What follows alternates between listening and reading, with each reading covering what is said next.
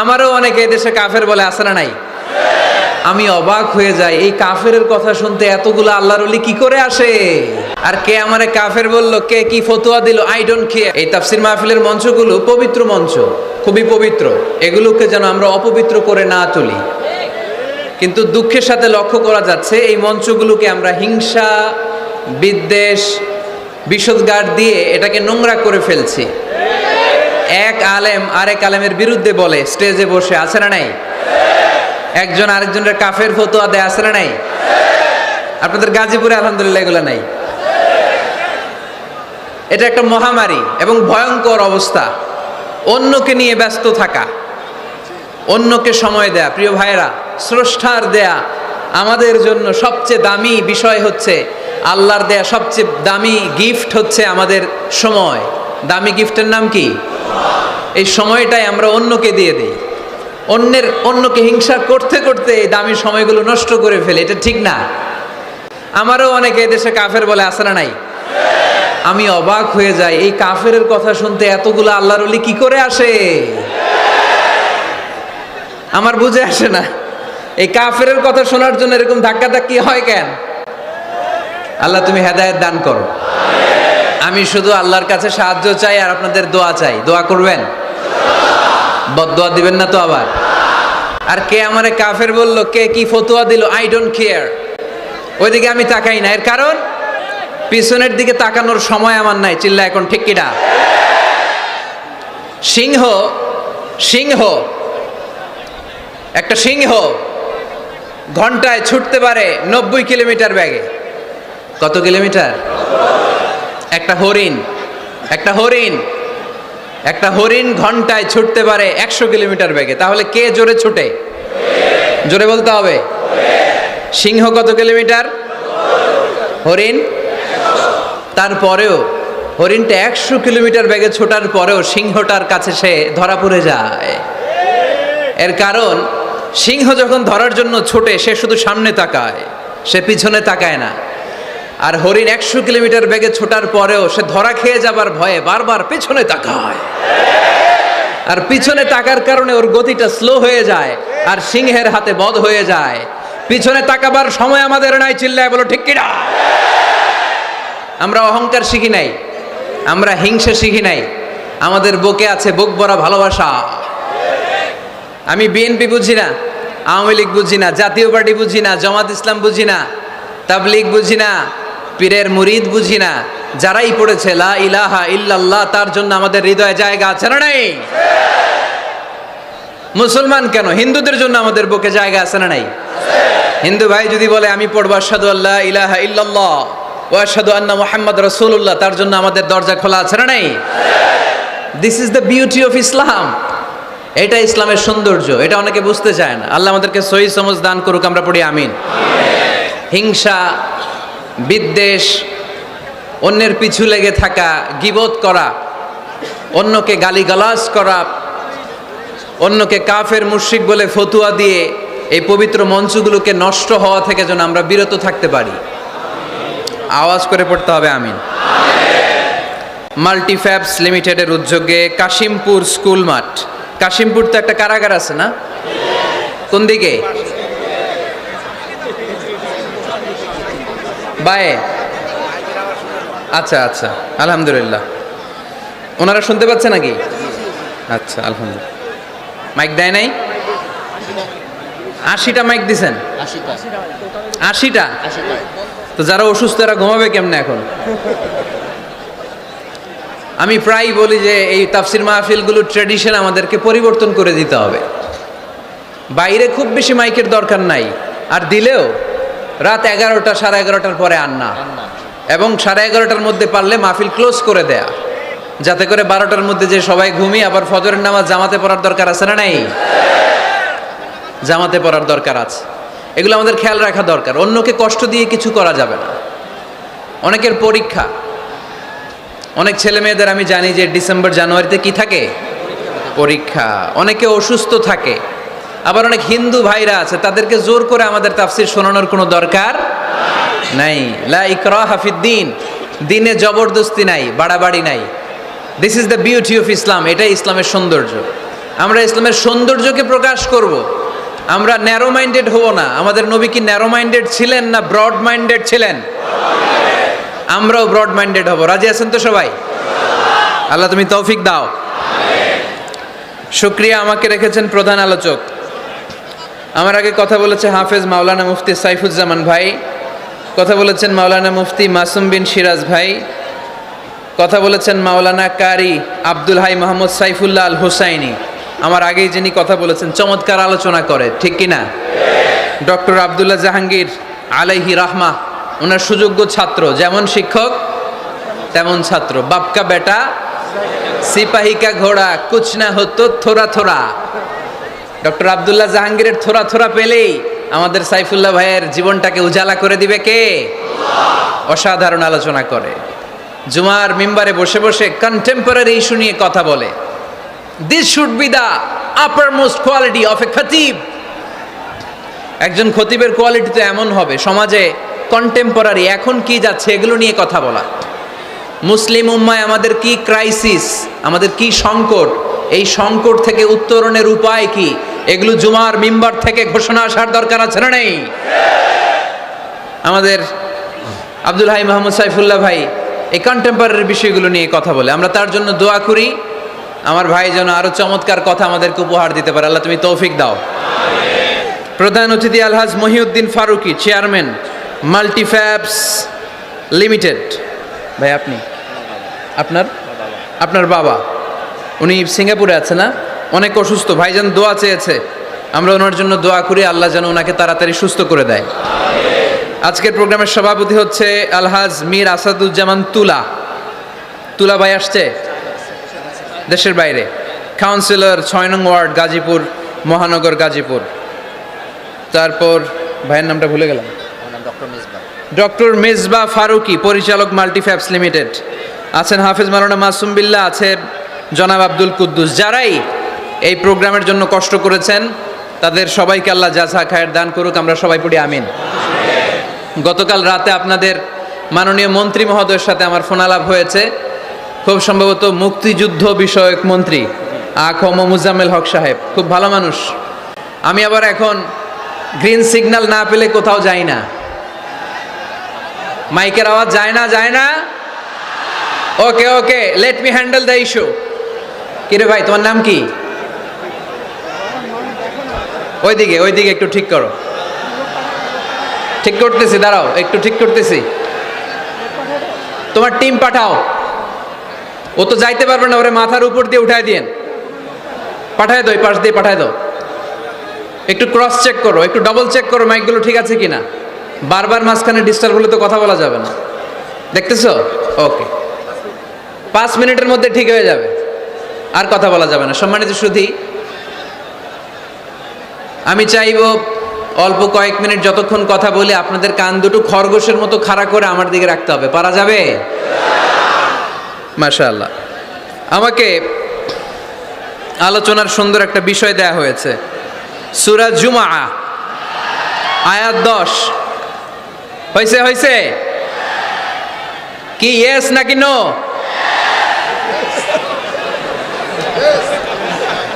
মাশাআল্লাহ, এই তো সুন্দর। ঠিক আছে, ইয়েস হলে এবার থামো। তোমাদের কি ইয়েস নাকি নো? হ্যাঁ, ইয়েস, মাশাআল্লাহ। ঠিক আছে, বস। হয় নাই? এই ওদেরটা ইয়েস করে দাও। করছো? করে দাও। সম্মানিত ভাইরা, এরকম ডিস্টার্ব করলে ইয়েস আর নো বলতে বলতে রাত কেটে যাবে, কাজের কথা কিছুই বলা হবে না, আমার অনেক কিছু বলতে হবে। আপনাদের সহযোগিতা চাই, একটু মেহরবানি করে। ভাইয়েরা, তোমাদেরকে আমি খুব পছন্দ করি, আমি জানি তোমরাও আমাকে পছন্দ করো। আমাদের এই ভালোবাসা দুনিয়ার স্বার্থে নয়। আজকে এখানে বিরিয়ানি দেয়া হবে নাকি? নগদ টাকা দেয়া হবে? একজনকে খুশি করার জন্য আমরা আসি, তিনি কে? সে আল্লাহর সন্তুষ্টির জন্য আজকে একটু স্যাক্রিফাইস করব, কয়েক মিনিটের মধ্যে ঠিক হয়ে যাবে ইনশাআল্লাহ। আমাকে আমাদের ডাক্তার মেজবা ফারুকি ভাই অনেক দিন আগ থেকে ফোন আলাপ হয়, কথা বলে, একটা বিষয় দিয়েছে উনি, সূরা জুমআ আয়াত 10, এবং এই টপিকটা নিয়ে আমি কথা বলতে চাই প্রতিটি জেলায় যেখানে আল্লাহ তাআলা আমাদেরকে কাজের প্রতি উৎসাহিত করেছে, খেটে খাওয়ার জন্য উৎসাহিত করেছে। আমরা বসে বসে খেতে চাই না। রাজি আছো? কার পায়ে দাঁড়াবা? তো এতদিন কার পায়ে দাঁড়াইছো? নিজের পায়ে দাঁড়ানো মানে স্বাবলম্বী হওয়া। কি হওয়া?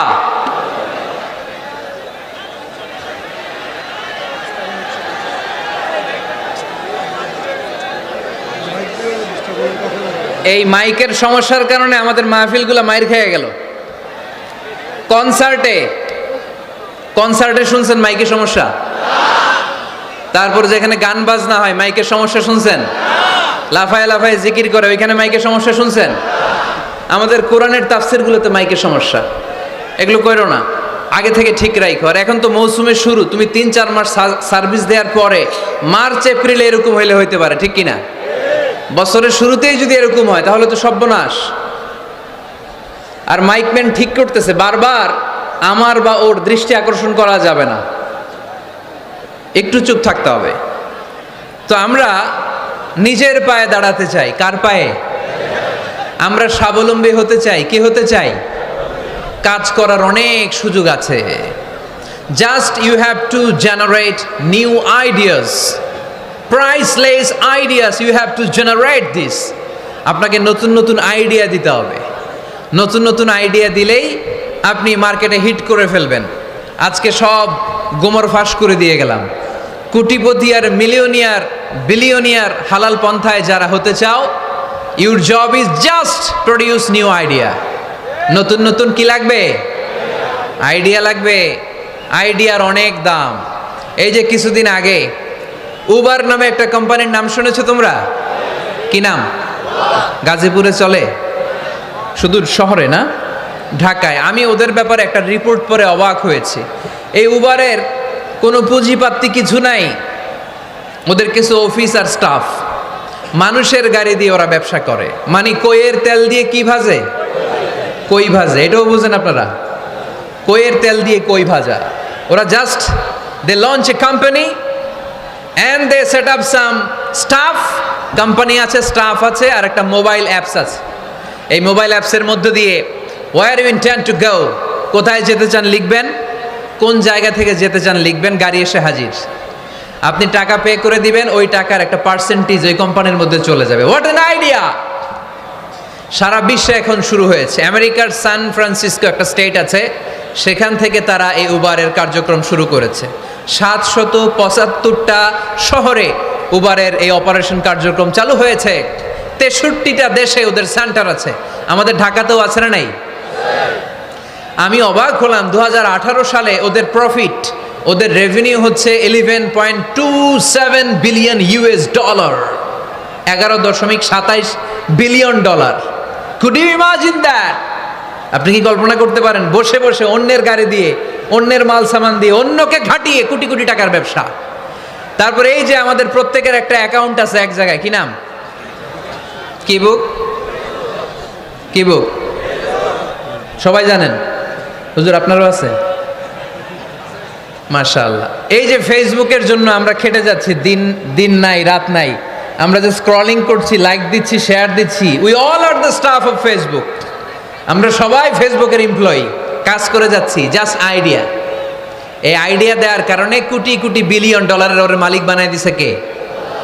এজন্য নতুন নতুন আইডিয়ার দরকার আছে না নাই? আমাদের বাংলাদেশের ছেলেদের ভালো আইডিয়া আছে, তার প্রমাণ ওরা বানাইছে উবার, আমরা বানাইছি পাঠাও। আমরা বানাইছি কি? পাঠাওয়ে চড়ছেন কারা কারা দেখি? ওরে আল্লাহ, all are the smart guys. মাশাআল্লাহ, হাত নামান। পাঠাও তো উবারের চেয়ে আরো দুর্দান্ত আইডিয়া। প্রাইভেট কার যেতে পারে না জ্যামের মাঝখানে, কিন্তু পাঠাও হচ্ছে মোটরসাইকেল রাইড, চিপাচাপা দিয়ে চলে যায়। আছে না নাই? তো এরপরে নতুন কি আসবে, এই দায়িত্বটা তোমার মাথা থেকে বের করতে হবে। এই এন্টারপ্রেনারশিপ, নতুন করে উদ্যোগী হতে হবে। এই ভাইয়ের মতো বিলিয়নিয়ার হতে চাও, মিলিয়নিয়ার হতে চাও, you have to generate new ideas. নতুন নতুন আইডিয়াই তোমাকে হালাল পন্থায় বিলিয়নিয়ার বানাতে পারে, ঠিক কিনা? আত-তাজিরা সাদুক আল-আমিন মা'আন নাবিয়্যিন ওয়াস সিদ্দীকিন ওয়াশ শুহাদা ওয়াস সালিহিন। আমানতদার, সত্যবাদী ব্যবসায়ী কিয়ামতের দিন নবীদের সাথে, শাহীদদের সাথে, সিদ্দিকিনদের সাথে, সৎ কর্মশীল ব্যক্তিদের সাথে দাঁড়িয়ে যাবে। চিৎকার করে পড়েন সুবহানাল্লাহ। এজন্য নতুন নতুন যত আইডিয়া আছে এগুলো আমাদের মাথা থেকে বের করতে হবে, তাহলেই আমাদের ব্যবসায় বরকত দিবে কে? সম্মানিত সুধী, তাই বলছিলাম আমরা নিজের পায়ে দাঁড়াতে চাই, আমরা কিছু করে দেখাতে চাই, আমরা স্বাবলম্বী হতে চাই, পরিশ্রম করতে হবে। পরিশ্রমের কোনো বিকল্প নেই। There is no alternative way to struggle. Struggle তোমাকে করতেই হবে। কেউ তোমার জন্য স্পেস তৈরি করে দিবে না। এই পৃথিবীতে কেউ কাউকে জায়গা দেয় না, এই পৃথিবীতে এসে জায়গা করে নিতে হয়। চিৎকার দিয়ে বলো ঠিক কিনা? হুঙ্কার দিয়ে পৃথিবীবাসীকে জানিয়ে দিতে হয় আমি এসেছি। মায়ের পেট থেকে যখন আমরা বেরোই আমরা কি বলি?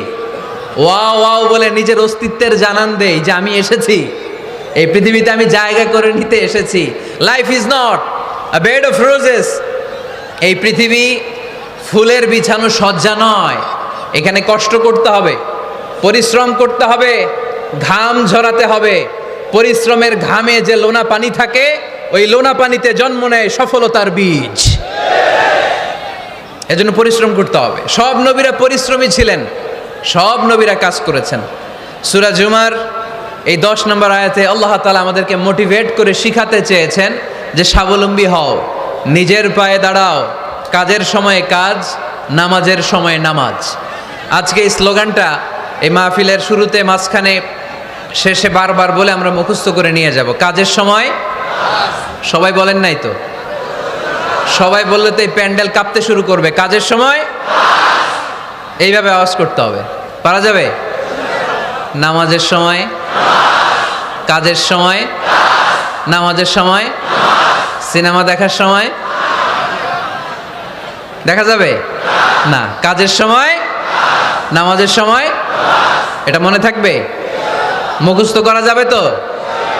আল্লাহ রাব্বুল ইজ্জা সূরাতুল জুমার 10 নম্বর আয়াতে মূলত আমাদেরকে এই মেসেজটাই দিতে চেয়েছেন। কাজের সময় কাজ, নামাজের সময়। ফাইযা কুদিয়াতিস সালাতু ফান্তাশিরু ফিল আরদি ওয়াবতাগু মিন ফাদলিল্লাহ ওয়াযকুরুল্লাহা কাসীরান লাআল্লাকুম তুফলিহুন। সুবহানাল্লাহ পড়েন।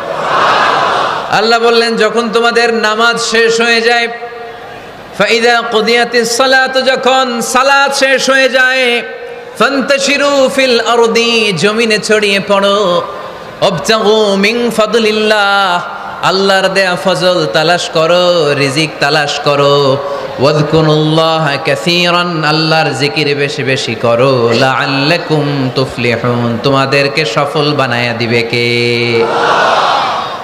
সিস্টেমটা খেয়াল করেন। ফাইদা কুদিয়াতিস সালাহ, যখন সালাত শেষ, ফান্তাশিরু ফিল আরদ, when you are done with your salah, spread out to your workplace, তোমার কাজের জায়গায় চলে যাও। নাকি মসজিদে বসে থাকবেন? নামাজ শেষে কি করতে হবে?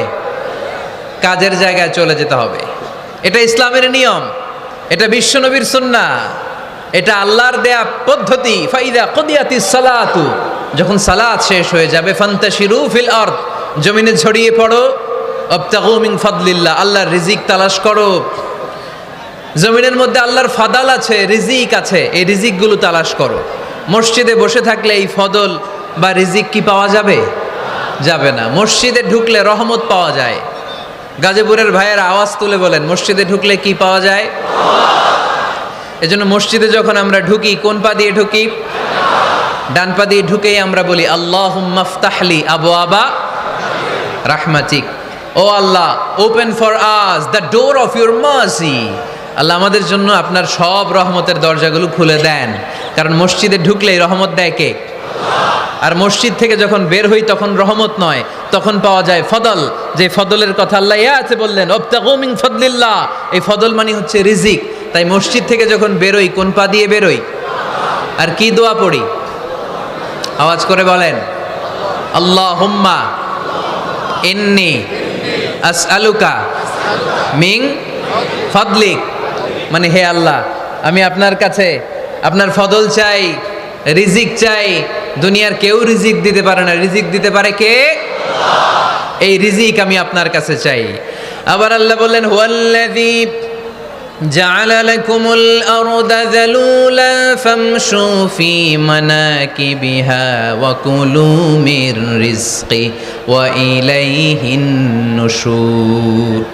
তিনি তো এমন সত্তা যিনি তোমাদের জন্য জমিনটারে বানিয়েছেন সাহালাতুল মাসালিক, সহজে হাঁটা যায়, চলা যায়, চারা বীজ রোপণ করা যায়, চাষাবাদ করা যায়। আল্লাহ বললেন জমিনের আনাচে কানাচে ঘুরে বেড়াও, জমিনের মধ্যে তোমাদের জন্য রিজিক রেখে দিয়েছে কে?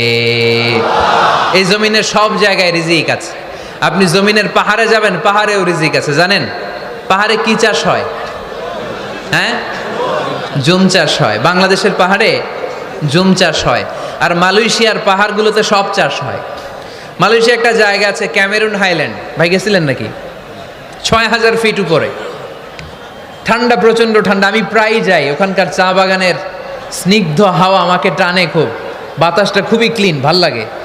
ওই ক্যামেরুন হাইল্যান্ডে ৬,০০০ ফিট উপরে ওরা করেছে ফুলের বাগান, ফলের বাগান, চায়ের বাগান, স্ট্রবেরির বাগান, মধুর চাষ করে। আর এই ৬,০০০ ফিট উপরে এই ভেজিটেবলস আইটেমগুলো দিয়ে তারা পুরো মালয়েশিয়ার খাদ্যদ্রব্যের যত সংকট, সব সংকট তারা দূরীভূত করেছে। সুবহানাল্লাহ পড়েন। তো ওনারা পাহাড়ের উপর চাষ করে, আর আমরা সমতল জায়গায় চাষ করতে চাই না। চাষাবাদ করতে আমাদের লজ্জা লাগে। কি লাগে? যুবক ভাইয়েরা, কাজে কোনো লজ্জা নেই। কাজে কি নেই? পরিশ্রমে লজ্জা নেই। লজ্জা হচ্ছে অলসতায়, লজ্জা হচ্ছে অকর্মণ্যতায়। আমরা কাজ করে খেতে চাই, পরিশ্রম করে খেতে চাই। রাজি আছো সবাই? এখন অনেকে রুফ গার্ডেনিং করে। রুফ গার্ডেনিং মানে ছাদের, বাসার ছাদের উপরে কি সুন্দর পেঁপে গাছ, আম গাছ। আমি নিজে দেখেছি, নিজেরা খায়, আশেপাশের প্রতিবেশীদের সবাইকে দেয়, বাজারে বিক্রিও করে। নিউ আইডিয়া, রুফ গার্ডেনিং করো। তারপরে একসাথে হাঁসের চাষ হয়, পানিতে হাঁসগুলো ভেসে বেড়ায়, আর নিচে মাছের চাষ হয়। এরকম অনেক যুবক আছে যারা এগুলো করে করে স্বাবলম্বী হয়েছে। আমরা এগুলো করতে চাই না, আমাদের লজ্জা লাগে। আমাদের হোটেলের মেসিয়ারি করতে লজ্জা লাগে, ছোট্ট ফুচকার দোকান দিতে আমাদের লজ্জা লাগে, কিন্তু বিশ্বনবীর ছাগল চড়াতে কোনো লজ্জা লাগতো না। কাজে কোনো লজ্জা আছে? লজ্জা কিসে তাইলে? অলসতায়। আওয়াজ করে বলো, লজ্জা কিসে? অলসতা করা যাবে না। অলসতাকে আজকের প্রোগ্রাম থেকে আমরা না বলে দিব। আমরা অলসতাকে বলে দিব নো। অলসতাকে আমরা কি বলবো? নো। আমরা অলস হতে চাই না, আমরা খেটে খেতে চাই, ঘাম ঝরাতে চাই। পরিশ্রমের ঘামের লোনা পানিতে জন্ম নেয় সফলতার বীজ। আমরা সফল হতে চাই, ঠিক কিনা? এজন্য অলসতা করা যাবে না, কাজ করতে হবে। আল্লাহ রাসূল সাল্লাল্লাহু আলাইহি ওয়াসাল্লাম এবং সাহাবারা আমাদেরকে কাজের প্রতি উৎসাহিত করেছেন। সাইয়েদনা ওমর ফারুক রাদিয়াল্লাহু তাআলা আনহু, নাম শুনেছেন?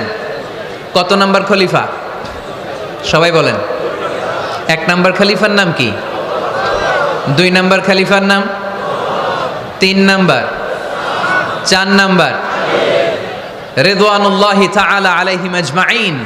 ওমর ফারুক সাধারণ কোনো সাহাবী ছিলেন না, তিনি এমন সাহাবী ছিলেন, বিশ্বনবী সাল্লাল্লাহু আলাইহি ওয়াসাল্লাম বলেছেন আমার পরে কোনো নবীও নাই, রাসূলও নাই, তবে আমার পরে যদি কেউ নবী হতো আমার ওমর নবী হয়ে যেত। বিশ্বনবী বলছেন লা নবিয়্যা বা'দি ওয়ালা রাসূলা, আমার পরে কোনো নবী নাই, রাসূল নাই।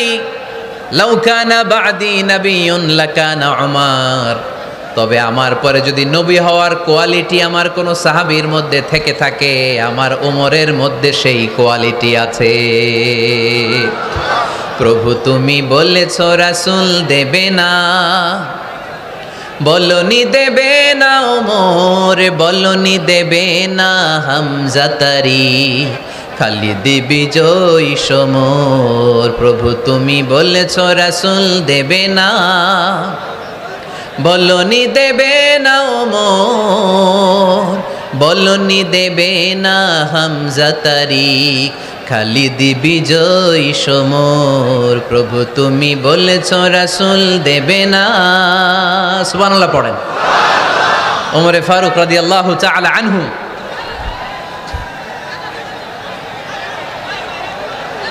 ভাইজান দোয়া করে দেই, কষ্ট হচ্ছে অনেক। শেষ করে দিব, আলোচনা শেষ করে দিব। আর কয়েক মিনিট শুনবেন শুনবেন শুনবেন তো বারবার এরকম আওয়াজ করলে কি শোনা যাবে?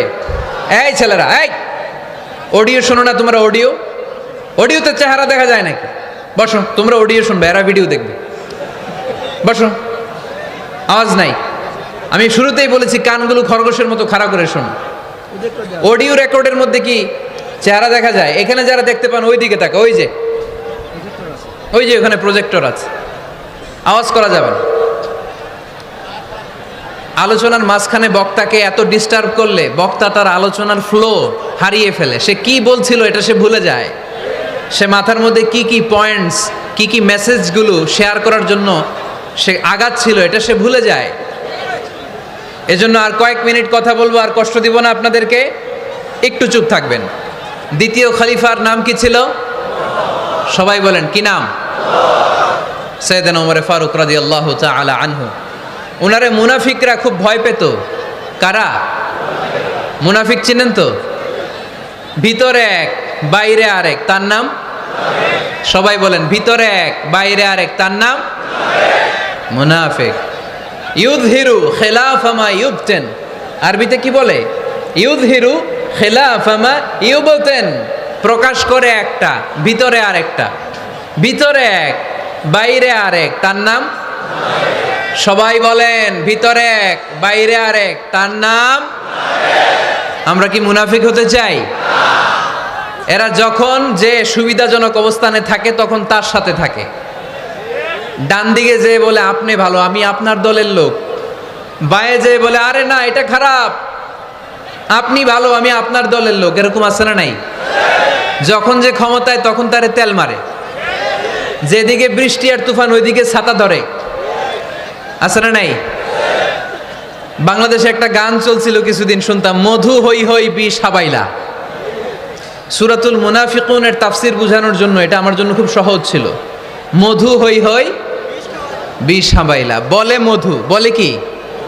বাটির মধ্যে নিয়ে আসছে, বলে এটা মধু, বলে কি? আসলে এটা কি? জোরে বলেন। আমরা কি মুনাফিক হতে চাই? না। আমরা কি হতে চাই? মুনাফিকরা হচ্ছে এদিকেও যায় না আবার ওদিকেও যায় না, মুযাবযাবিন। They all the time long in dilemma. They don't know where to go. They don't know where to proceed. কোন দিকে যাবে জানে না, ডানেও না বায়েও না। নেহি এদার নেহি ওদার, দারমিয়ান মে সাদার বাদার। এরকম আছে না? উপর দিয়া ফিটফাট, ভিতর দিয়া সদরঘাট এখনো ফিটফাট হয় নাই।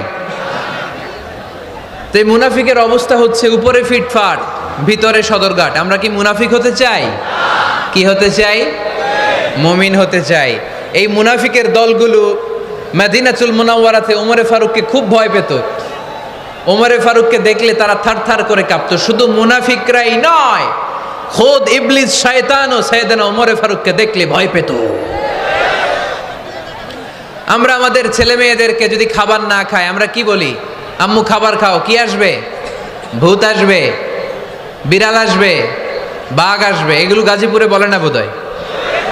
আপনাদের ছোট্ট মেয়েটা যদি রাত্রে খেতে না চায় আপনারা লোকমা তুলে কি বলেন? এই তাড়াতাড়ি খাও, কি আসবে?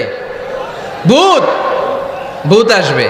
তো মদিনার সমাজে মদিনার ছোট্ট কচিকাচা সোনারমণিরাও রাতে খেতে চাইতো না।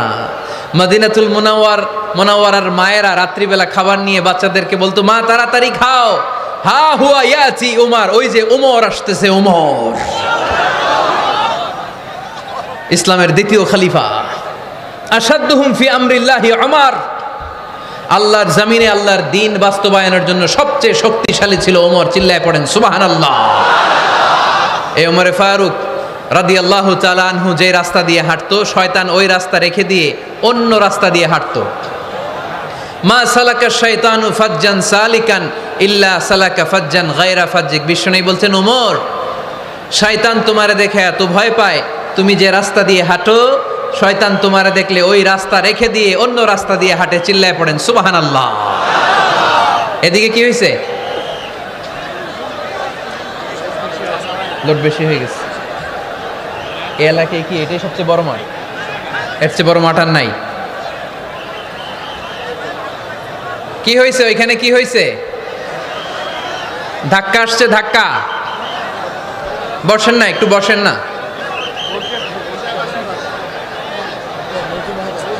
মন্ত্রী মহোদয় আসছে? মন্ত্রী মহোদয় আসতেছে উনি?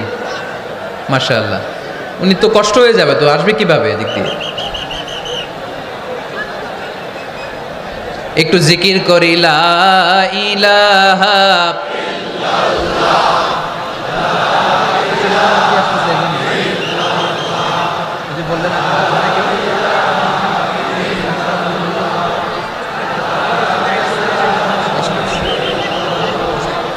লা ইলাহা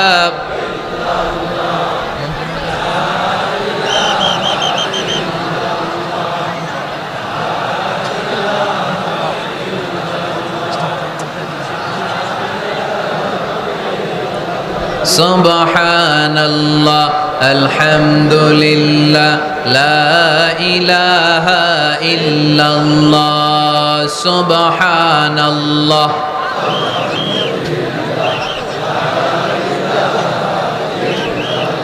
আল্লাহ নামের জিকির করবে যারা, আল্লাহর কাছে প্রিয় তারা। আল্লাহর কাছে প্রিয় যারা, জান্নাতে প্রবেশ করবে তারা। জোরে লা ইলাহা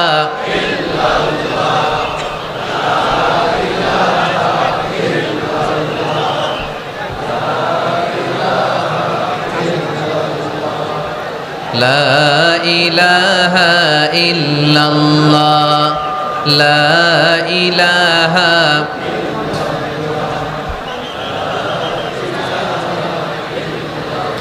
লা ইলাহা ইল্লাল্লাহ মুহাম্মাদুর রাসূলুল্লাহ সাল্লাল্লাহু আলাইহি ওয়াসাল্লাম। সাইয়েদনা ওমর ফারুক মসজিদে নববীর ইমাম। মসজিদে নববীর কি ইমাম? আপনারা শুনতেছেন? এই ছেলেরা বসে যাও, বসে যাও, বসে যাও, বসে যাও। সাইয়েদনা ওমর ফারুক মসজিদে নববীর ইমাম। এদিকে তাকান, আমার দিকে তাকান, আমার দিকে তাকান। উনি প্রত্যেক নামাজের ইমামতি করতে আসতেন মসজিদে নববীতে। জোহরের নামাজে ইমামতি করলেন, ইমামতি করে দেখলেন নামাজ শেষ, সবাই বের হয়ে চলে যায়। এটাই ইসলামের নিয়ম, ঠিক কিনা? ফাইদা কুদিয়াতিস সালাতু ফান্তাশিরু ফিল আরদ ওয়াবতাগু মিন ফাদলিল্লাহ। নামাজের সময় খায়া ফেলাইছি, নামাজের সময়, কাজের সময়, নামাজের সময়, কাজের সময়। ফাইদা কুদিয়াতিস সালাহ, যখন নামাজ শেষ হয়, ফান্তাশিরু ফিল আরদ, জমিনে ছড়িয়ে পড়ো। এটা ইসলামের আইন। তার মানে আল্লাহ বোঝাতে চাইলেন নামাজের সময় মসজিদে চলে যাও। নামাজ যখন শেষ হয়ে যাবে, শিক্ষক চলে যাবে স্কুলে, কৃষক চলে যাবে ফসল খেতে, মেম্বার অব দ্য পার্লামেন্ট চলে যাবে সংসদ ভবনে, ব্যবসায়ীরা চলে যাবে শপিং মলে, ঠিক কিনা? কাজে চলে যাও। ওমরে ফারুক নামাজের ইমামতি করিয়ে নামাজ শেষ করলেন, সবাই চলে গেল। ইয়ামান দেশ থেকে আসা কিছু লোক গোল হয়ে বসে আছে, জিকির আজকার করে, আবাদত করে। এরা যায় না। এরা কি করে না? যায় না। আসরের নামাজে সাইয়েদনা ওমরে ফারুক রাদিয়াল্লাহু তাআলা আনহু নামাজের ইমামতি করলেন। নামাজ শেষ, সবাই চলে যায়, এরা যায় না। মাগরিবের নামাজের পরেও এরা যায় না। এশার সালাতের পরেও এরা যায় না। এশার পরে উনি ধরলেন, মা বালুকুম মা খাতবুকুম, হোয়াটস রং উইথ ইউ ম্যান? তোমাদের কি সমস্যা? জোহর, আসর, মাগরিব, এশা প্রত্যেক সালাতের পরে সবাই যার যার কাজে চলে যায়, তোমরা যে যাও না? বাড়ি কই? বলে ইয়ামান। তো বসে থাকো কেন? কি করো? কই জিকির করি। কি করি? কি করি? জিকির আজকার করি, তাসবিহ তাহলিল পড়ি, ইবাদত করি। তো তোমরা যে যাও না, তোমাদের খাবার দেয় কে? খাবারের ব্যবস্থা হয় কোত্থেকে? তারা বলল, আমাদের জিকির দেখে, আমাদের বুজুর্গি দেখে আশেপাশের লোকেরা পাতিল ভরে খাবার নিয়ে আসে। ওই খাবার আমরা খাই। নাহনু আল মুতাওয়াক্কিলুনা আলাল্লাহ, আমরা আল্লাহর উপর তাওয়াক্কুল করে এখানে বসে থাকি। উমরে ফারুক বললেন, সর্বনাশ, তোমরা যদি মুতাওয়াক্কিলুনা আলাল্লাহ হও তাইলে কেমনে হবে? তোমরা তো মুতাওয়াক্কিলুনা আলাল্লাহ নাও, তোমরা হচ্ছে আল মুতাওয়াক্কিলুন বা'দুকুম আলা বা'দ, আল্লাহর উপর তাওয়াক্কুলকারী নয়। তোমরা যারা পাতিলের মধ্যে করে খাবার নিয়ে আসে তাদের উপর তাওয়াক্কুল করে বসে আছো, ঠিক কি না? তোমাদের জিকিরও চলে, আবার মাথায় টেনশনও চলে, পাতিল কি ছোট আসবে না বড় আসবে, খাবারে আমার ভাগেরটা থাকবে কি থাকবে না, টেনশন আছে না নাই? কারণ অন্যের উপর নির্ভরশীল, নিজে রান্না করে নাই, নিজে তো বাজার করে নাই, নিজের তো অ্যারেঞ্জমেন্ট বলতে কিছু নাই, আরেকজন যা দিয়ে যাবে ওইটা খাবে। ওমরে ফারুক বুঝালেন, আরে বোকা, এটারে তাওয়াক্কুল বলে না। তোমার সাধ্যে যতটুকু আছে তার সবটুকুন করার পরে তুমি তাওয়াক্কুল করবে একজনের উপর, তিনি কে? এক সাহাবী বললেন, ইয়া রাসূলুল্লাহ, ইয়া হাবিবাল্লাহ সাল্লাল্লাহু আলাইহি ওয়াসাল্লাম, আমি অনেক দূর থেকে সফর করে এসেছি, এই যে আমার ওটের রশিটা, এটা ছেড়ে দিয়ে যদি আমি ঘুমিয়ে যাই, আল্লাহর উপর তাওয়াক্কুল করি, আমার ওটটা বসে থাকবে নাকি? বিষ্ণু বললেন, না, এটারে তাওয়াক্কুল বলে না। ওটের রশি রেখে দিয়ে ঘুমাইলে তোমার ওট দৌড় দিবে। এ আকিলহা সুম্মা তাওয়াক্কাল আলাল্লাহ, ওটের রশিটা আগে দড়ি দিয়ে ভালো করে গাছের সাথে বাঁধো, তারপরে তাওয়াক্কুল করবে একজনের উপর, তিনি কে? আগে বাঁধতে হবে, তারপরে তাওয়াক্কুল, আগে কাজ করতে হবে, তারপরে তাওয়াক্কুল। এক লোক বড় হুজুরের কাছে দোয়া চাইছে, হুজুর আপনি দোয়া করবেন আল্লাহ যেন আমার একটা ছেলে সন্তান দেয়। কি দেয়? কথা বুঝে নাই বোধ হয়। কি দেয়? ছেলে সন্তান দেয়। তো হুজুর অনেক দোয়া করে দিছে, বড় হুজুর, আল্লাহ তারে তুমি ছেলে সন্তান দিও। তো ছেলে সন্তান হয় নাই। তার পরের বছর এসে আবার হাজির, হুজুর একটু দোয়া করেন আমার জন্য আল্লাহ একটা ছেলে সন্তান দেয়। হুজুর আবার দোয়া করলেন, কিন্তু ছেলে আর হয় নাই। পরের বছর এসে আবার হাজির, হুজুর একটু দোয়া করেন। কি দোয়া করব বাপ? বলে হুজুর দোয়া করেন আল্লাহ যেন আমার একটা ছেলে সন্তান দেয়। হুজুর আবার দোয়া করলেন। এর পরের বছর এসে আবার হাজির, কয় হুজুর ছেলে সন্তান। হুজুরকে ঘটনা কি? ঘটনা কি?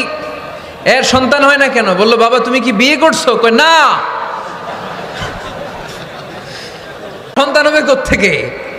আগে তো বিয়ের পর্বটা সার, তারপরে তাওয়াক্কুল করবি কার উপর? বিষ্ণু বললেন, তাগদু খেমাসান তারুহু বেতানান, পাখিগুলোর মতো যদি সকালবেলা তাওয়াক্কুল করে বের হয়ে যাও, প্রতিটা পাখি, আপনাদের গাজীপুর এলাকায় পাখির বাসা আছে নাকি? কি পাখি আছে? বাবুই পাখি, হ্যাঁ কি পাখি? সব আছে। তো এই পাখিগুলো এই গাজীপুরের বিভিন্ন গাছপালার উপরে যে নিড বানিয়েছে বাসা, দেখবেন সকালবেলায় এই পাখিগুলো আল্লাহর উপর তাওয়াক্কুল করে বের হয়ে যায়। এই পাখিগুলো জানে কোন জায়গায় ওর রিজিক আছে। এই পাখিগুলোর রিজিকের ব্যবস্থা করলো কে? সারাদিন শেষে পাখিগুলো আবার ওদর পূর্তি করে পাখিগুলোরে নিড়ে ফিরিয়ে দেয় কে? জানে না কোথায় খাবার আছে। আমাদের ফ্রিজ আছে, ফ্রিজ, ডিপ ফ্রিজ, 7 দিনের বাজার করে ডিপ ফ্রিজের মধ্যে খাবার রেখে দেই। পাখিদের ডিপ ফ্রিজ আছে নাকি?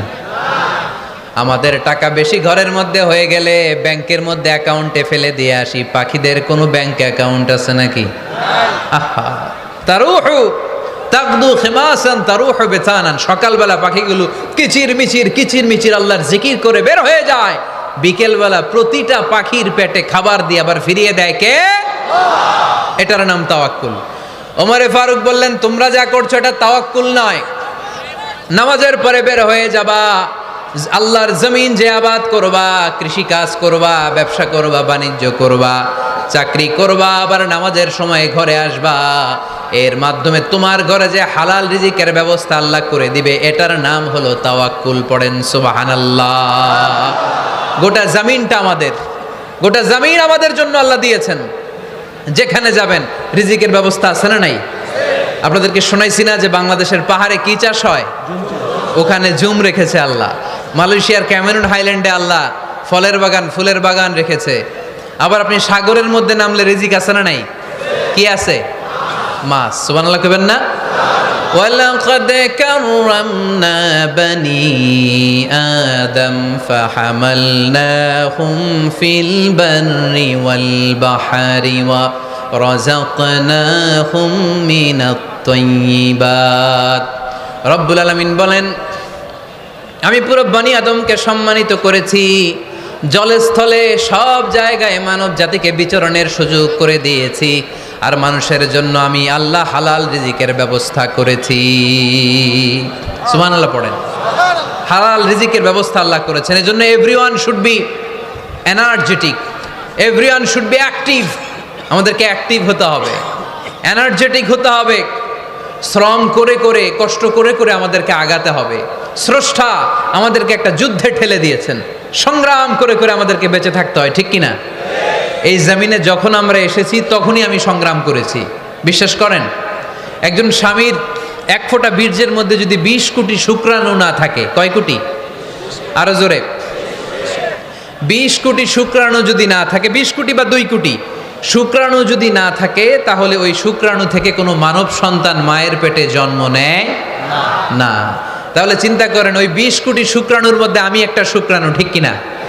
এতগুলো শুক্রাণু ডিম্বাণুকে আঘাত করে অ্যাক্টিভ হতে চেয়েছিল, ওই 2 কোটির মধ্যে বাকি সবগুলোরে হারিয়ে চ্যাম্পিয়ন হয়েছিলাম সেদিন মায়ের গর্ভে আমি। চিল্লায় বলো ঠিক কিনা?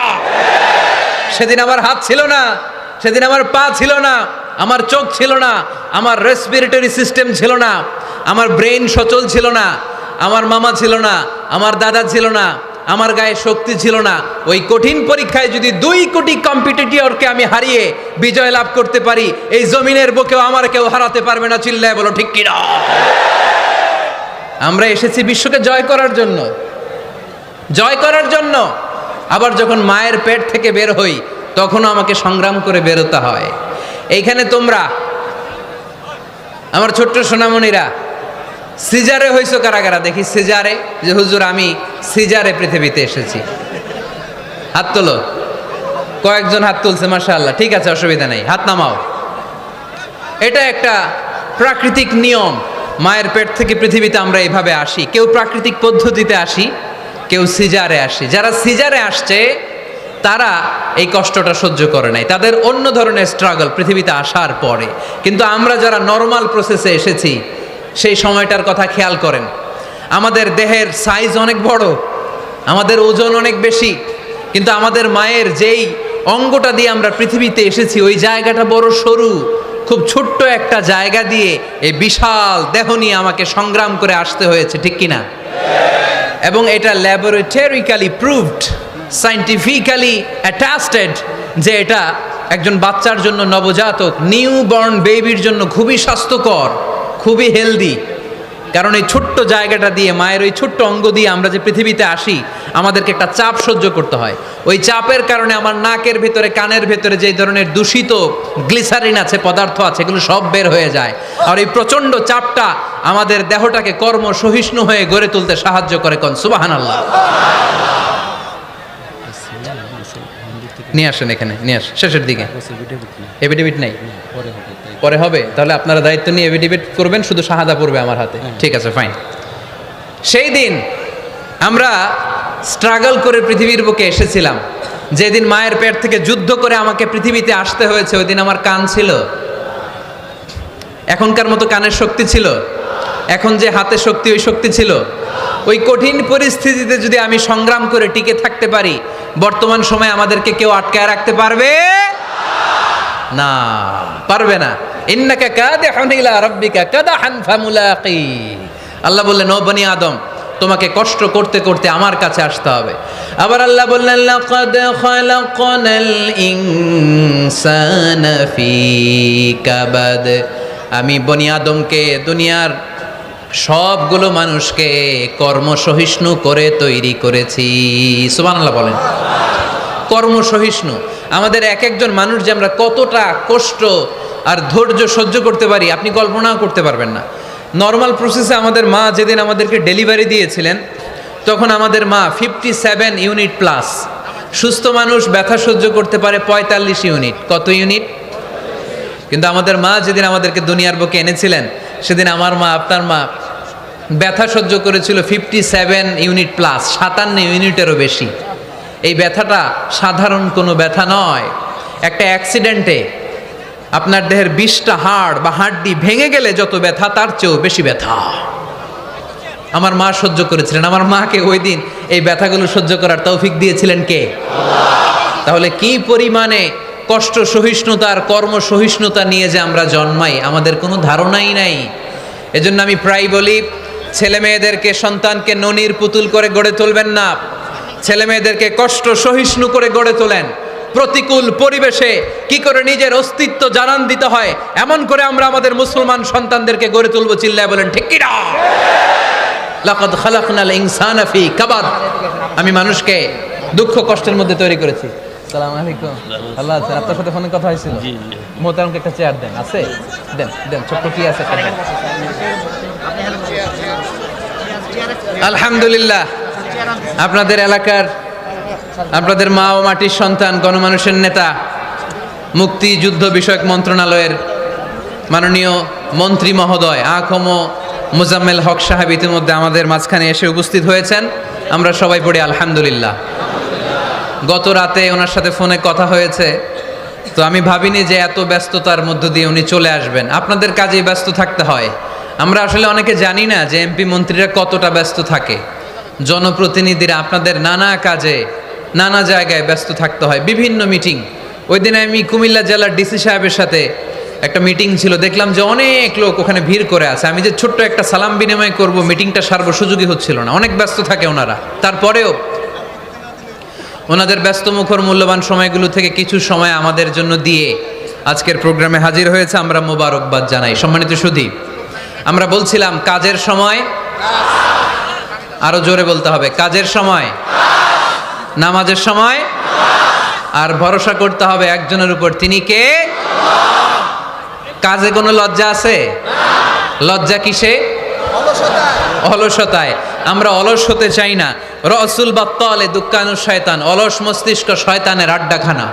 আমরা নিজের পায়ে দাঁড়াতে চাই, আমরা স্বাবলম্বী হতে চাই, আমরা সাস্টেইনেবল ডেভেলপমেন্ট গোলের পক্ষে, আমরা মিলেনিয়াম ডেভেলপমেন্ট গোলের পক্ষে, আমরা বাংলাদেশকে উন্নতির শিখরে নিয়ে যাওয়ার পক্ষে। চিল্লায় বলেন ঠিক কি না?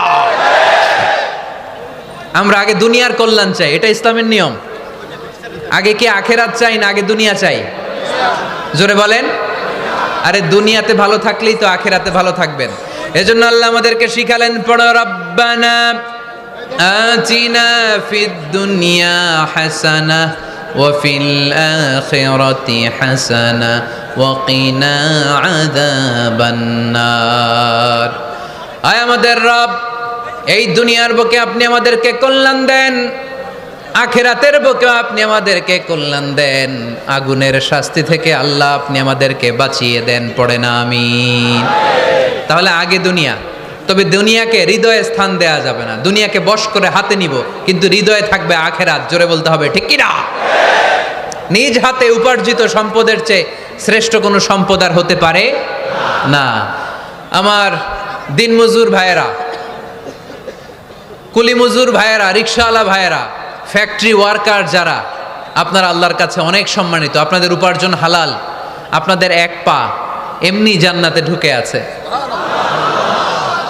এখন শুধু এক পা ঢুকাইলে চলবে? পা কয়টা? আরেকটা ঢুকানোর দরকার আছে না নাই? আপনাদের উপার্জন হালাল। আপনারা 5 ওয়াক্ত সালাত পড়বেন, মানুষের হক নষ্ট করবেন না, আব্বা আম্মার দোয়া নিবেন। দ্বিতীয় পাটাও জান্নাতে ঢুকায় দিবে কে? মা আকালা আহাদুন তুআমান কত্তু খায়রুম মিন আইয়াকুলা মিন আমালি ইয়াদিহি। নিজের হাতে উপার্জিত সম্পদের চেয়ে, খাবারের চেয়ে শ্রেষ্ঠ সম্পদ আর হতে পারে না। আমার রিকশাওয়ালা ভাই, তার উপার্জন হালাল না হারাম? আমার কুলিমজুর ভাই, উপার্জন হালাল না হারাম? মাথার ঘাম পায়ে ফেলে ফ্যাক্টরি ওয়ার্কাররা যে বেতনটা পায়, এটা হালাল না হারাম? তাদের দোয়াকে কবুল করে নিবে কে? এজন্য যুবক ভাইরা, never under estimate any job. কোনো জবকে, কোনো চাকরিকে ছোট করে দেখার সুযোগ নাই। কারণ আমার উপার্জন হালাল হলেই ওই হালাল উপার্জনে বরকত দিবে কে? Whether it's the small or big, you don't care. এটা তোমার কেয়ার করার দরকার নেই। চাকরি পেলেই একটা ঢুকে যাবা, চাকরি পেলেই ঢুকে যাবা। কারণ আমাদের চাকরির বাজার মন্দা। আমাদের বাংলাদেশ, ভারতে কোন একটা চাকরির জন্য চেয়েছে 8 পাস, ওইখানে অ্যাপ্লাই করে ডক্টরেট ডিগ্রি দাঁড়িয়ে আসে না নাই? এত কষ্ট করে চাকরি পাওয়া পৃথিবীর কোথাও লাগে না। কারণ আমাদের পপুলেশন বেশি, তাই চাকরির জন্য আমাদের বসে থাকা লাগবে না। আমাদেরকে উদ্যোক্তা হতে হবে, আমাদের এন্টারপ্রেনার হতে হবে। শুরুতে যেটা বলেছিলাম, আমাদের আইডিয়াকে কাজে লাগাতে হবে, ঠিক কিনা? আর যাই করব আমরা ভালোভাবে করব। ভালোভাবে করলে ওই কাজে বরকত দেয় কে? আল্লাহ।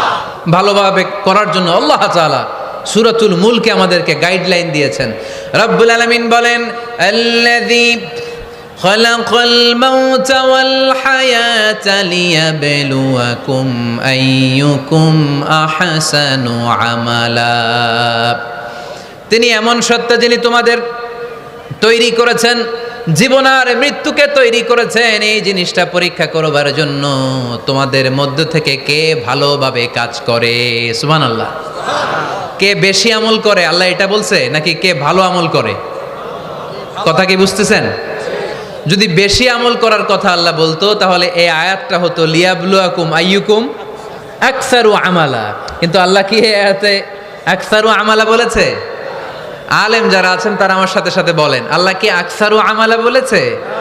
আল্লাহ কি বলেছে? লিয়াবলুয়াকুম আইয়ুকুম আহসানু আমালা। কে ভালো করে কাজ করে উইথ প্রফেশনালিজম। আপনি যেটাই করেন না কেন আপনাকে প্রফেশনালিজমের সাথে করতে হবে, তাহলে ওই কাজে বরকত দিবে কে? ছোট হোক বড় হোক এটা কোনো সমস্যা? যাই করি না কেন কিভাবে করব? ভালোভাবে। আওয়াজ করে বলেন, কিভাবে করব? যে কোনো কাজ করো না ভাই, যে কোনো কাজ করো তা যেন হয় সবার চেয়ে সবচেয়ে সুন্দর। যে কোনো কাজ করো না ভাই, যে কোনো কাজ করো তা যেন হয় সবার চেয়ে সবচেয়ে সুন্দর। হোক না সেটা পড়া লেখা, রঙের ভাষায় ছবি আঁকা। হোক না সেটা পড়া লেখা, রঙের ভাষায় ছবি আঁকা। হোক না সেটা সামান্য কাজ কিংবা মহত্তর, তা যেন হয় সবার চেয়ে সবচেয়ে সুন্দর। যে কোনো কাজ করো না ভাই, যে কোনো কাজ করো তা যেন হয় সবার চেয়ে সবচেয়ে সুন্দর। চিৎকার করে বলতে হবে, ঠিক কিনা? যাই করি না কেন সেটা যেন সবচেয়ে সুন্দর হয়। You have to make the best out of you. You have to try you level best. তোমার সাধ্যের যতটুকু আছে তার সবটুকু করতে হবে। বাকি বরকত তার কল্যাণ আমাদেরকে দান করবে কে? বিষ্ণু ঈসা ইসলাম কখনো অলসতাকে উৎসাহিত করেন নাই, ভিক্ষাবৃত্তিকে উৎসাহিত করেন নাই। তিনি পরিশ্রমকে অ্যাপ্রিসিয়েট করেছেন। এক সাহাবী রাদিয়াল্লাহু তাআলা আনহু এসে বললেন, ইয়া রাসূলুল্লাহ আমাকে কিছু দান করেন, আ'তিনি শাইআন। বিষ্ণু বললেন, তুমি ভিক্ষা করো, তোমার ঘরে কিছু নাই? সাহাবী বললেন, লা ইয়া রাসূলুল্লাহ কিছু নাই। বিষ্ণু ঈসা ইসলাম আবার প্রশ্ন করলেন, কিছুই নাই? সে বলল, হ্যাঁ আছে। কি আছে? একটা জামা আছে, জামা, আর আছে একটা পানি খাওয়ার জগ। দুইটা জিনিস আছে, একটা কি আর একটা পানি খাওয়ার জগ। বিষ্ণু বললেন, দুইটা নিয়ে আস। সাহাবী রাদিয়াল্লাহু তাআলা আনহু জামার জগ নিয়ে এসে বিষ্ণু ঈসা ইসলামের হাতে দিলেন।